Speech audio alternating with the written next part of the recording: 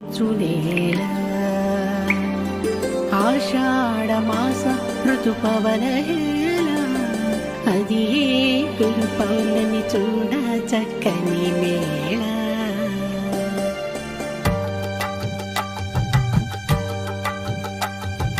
Simhadri అప్పన్నకి Divya తేజోమూర్తికి శిరసానమామి శిరసాన